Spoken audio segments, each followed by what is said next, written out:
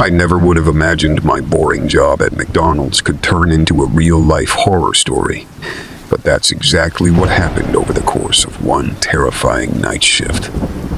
It started out like any other evening. I clocked in around 5 p.m. to start my shift at the grill.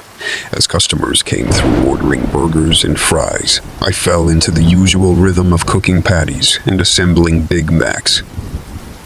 Around 7:30 p.m., things slowed down.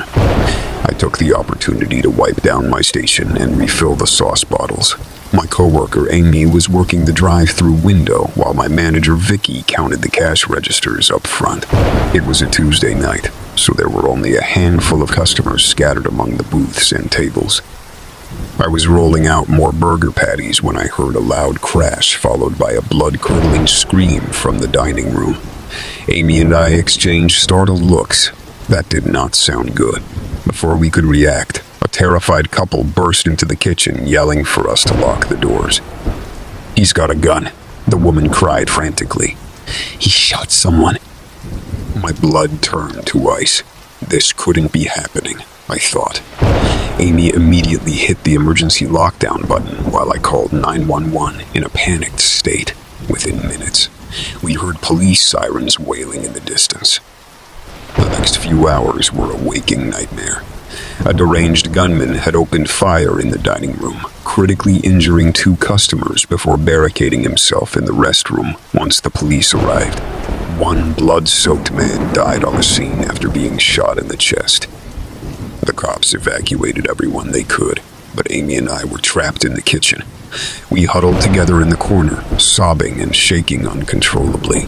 All we could do was listen to the sickening shouts of the cornered killer and pray the police could neutralize the threat before he came for us next. After what felt like an eternity, we heard 3 loud bangs, gunshots from within the restroom. The man had turned the gun on himself rather than face arrest. Just like that, the tense standoff was over. When armed officers finally entered the kitchen, Amy and I broke down in relief and despair.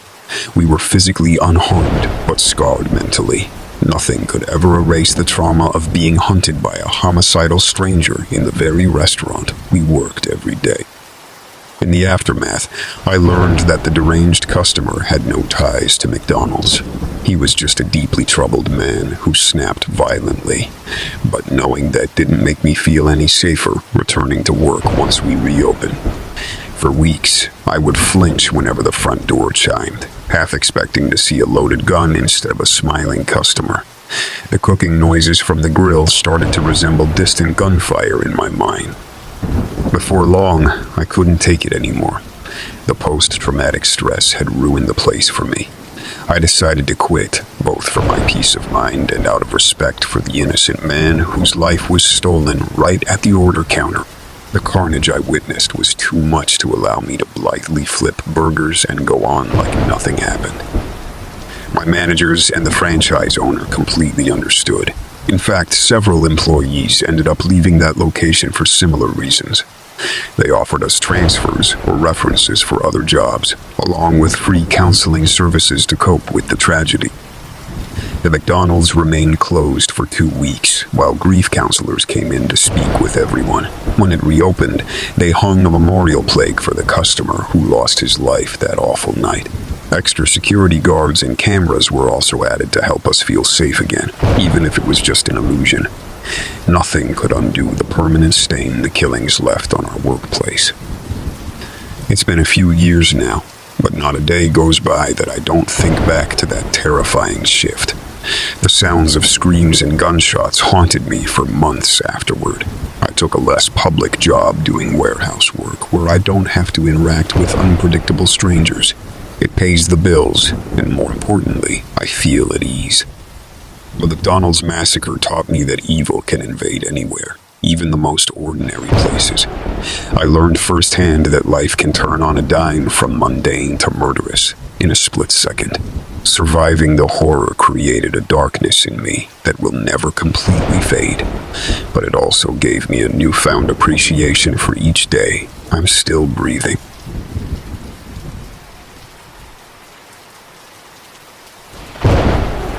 I'll never forget the summer I turned 16 and got my first job at McDonald's. It seemed like easy money at the time. Flip burgers, work the fryer, cash out smiling customers. But I quickly realized the golden arches hid a darkness few saw coming. My first week started out normal enough.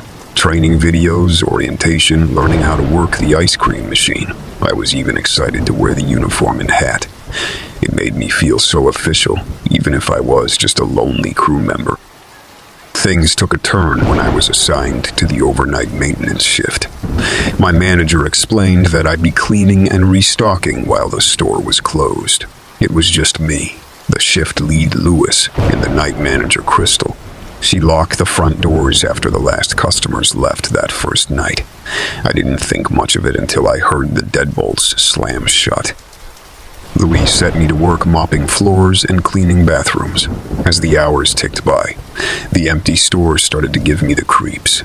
Motion sensor lights flickered on randomly, buzzing overhead before plunging me back into darkness. The ice machine growled and rumbled, punctuated by the echoing drips from leaky faucets. Around 3 a.m., I was restocking napkins when the drips and hums of the store were drowned out by a loud crash from the manager's office. I froze, listening intently. Silence, just as I convinced myself it was nothing. A blood-curdling scream pierced the quiet. I dropped the napkin bundles and ran towards the office. Crystal's name died on my lips as I stumbled upon a nightmare. Louis stood over her lifeless body, a crazed look in his eyes and a bloody knife in his hand. When he saw me, a sinister grin spread across his face. "You're just in time for the sacrifice," he sneered. Paralyzed by fear, I backed away slowly. Louis stalked towards me, knife raised, with my heart pounding against my ribs. I did the only thing I could. I turned and ran. The store that had seemed so harmless hours ago now felt like a terrifying funhouse. I raced through the darkened dining room, my shoes sticky on the unclean floor. Louis' deranged laughter echoed all around me as I darted down the hall to the crew room. Locking the door behind me, I grabbed my cell phone from my bag with fumbling fingers and dialed 911. "Hello, 911 emergency," the dispatcher answered. "Help, I'm being chased by a murderer at McDonald's," I whispered frantically. Before I could say another word, the flimsy door splintered open. Louise stood grinning madly, knife poised to strike. I screamed and dropped the phone, stumbling backwards until my shoulders hit the cool tiled wall. No way out. As Louis slashed the knife toward my chest, adrenaline kicked in. I grabbed his arm, stopping the blade inches from my flesh.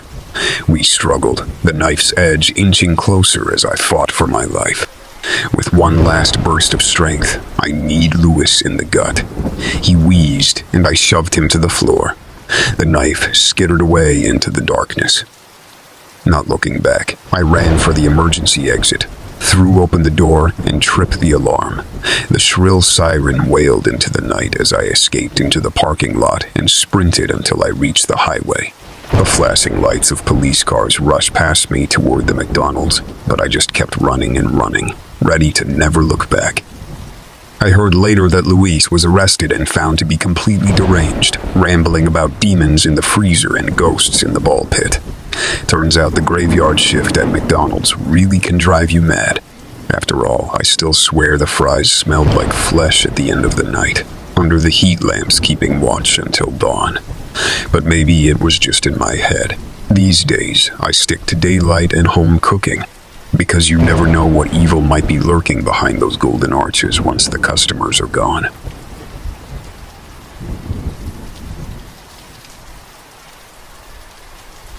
I never would have guessed that working the drive-through window at McDonald's could lead to me having a stalker. But that's the creepy situation I found myself in last year that still gives me chills when I think back on it.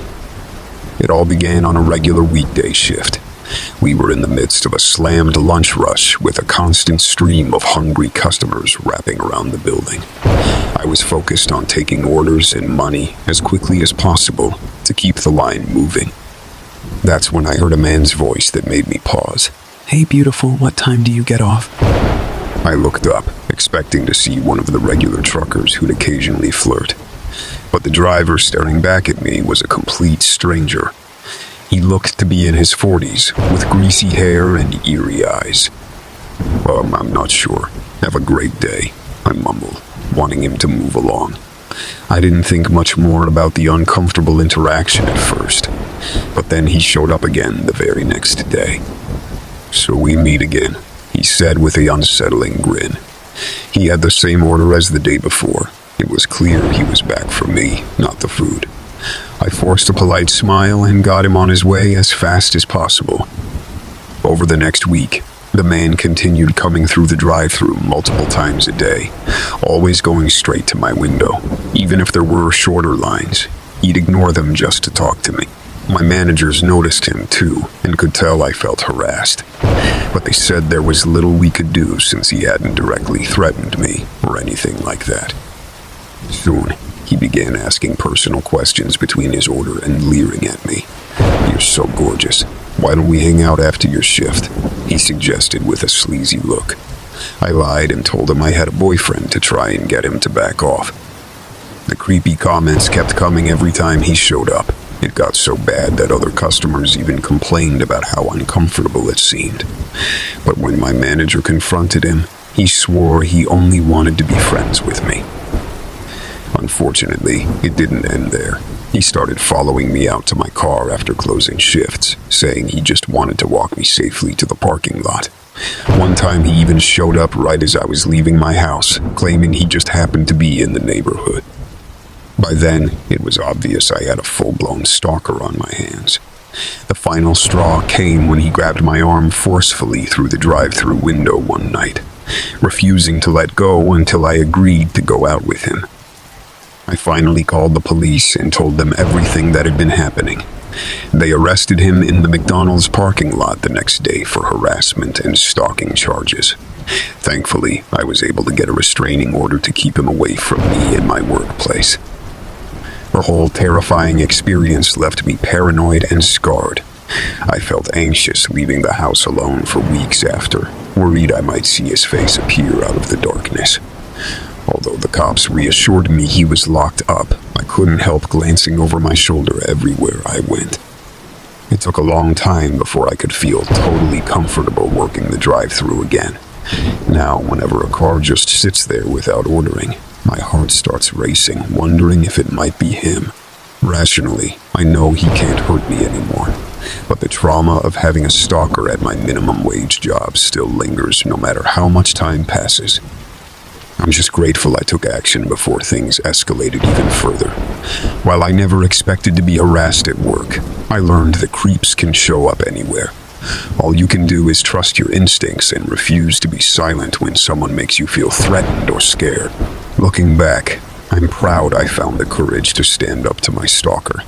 The experience made me stronger in ways I never could have predicted when I first saw him staring through the drive-thru window a year ago.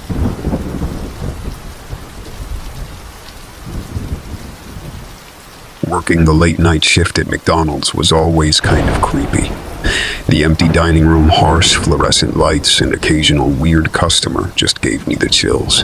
But I never could have imagined that taking this job to save up for college would put me face to face with a dangerous stalker.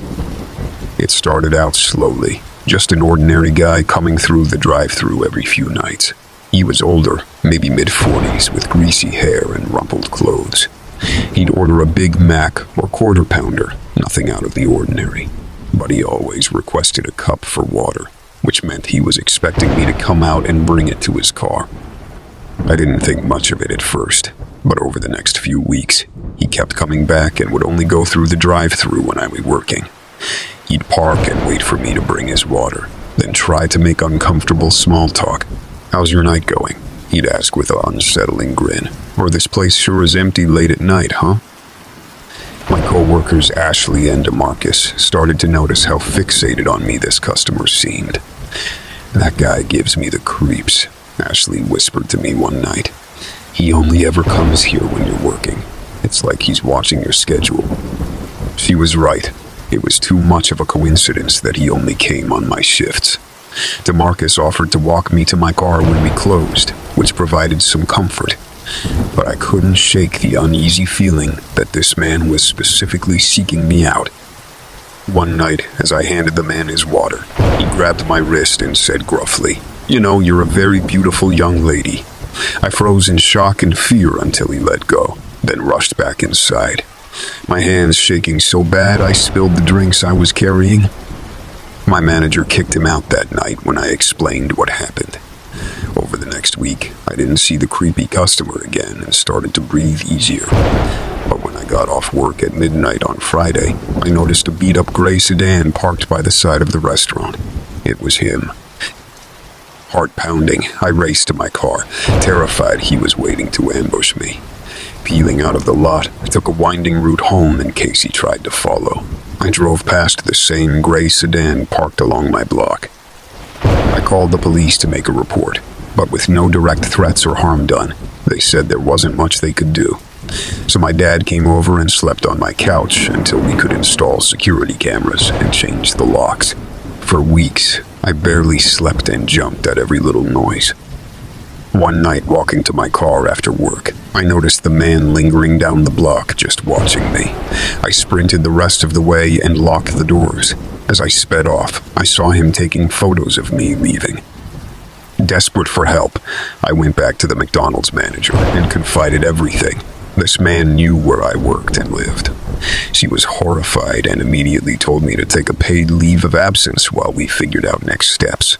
She even had her husband discreetly follow the man after work to get his license plate number. Turned out he was from the next town over, but had a history of stalking young women. With the evidence my manager gathered, the police finally agreed to send a warning. We even hired a private security guard for the parking lot in case he returned.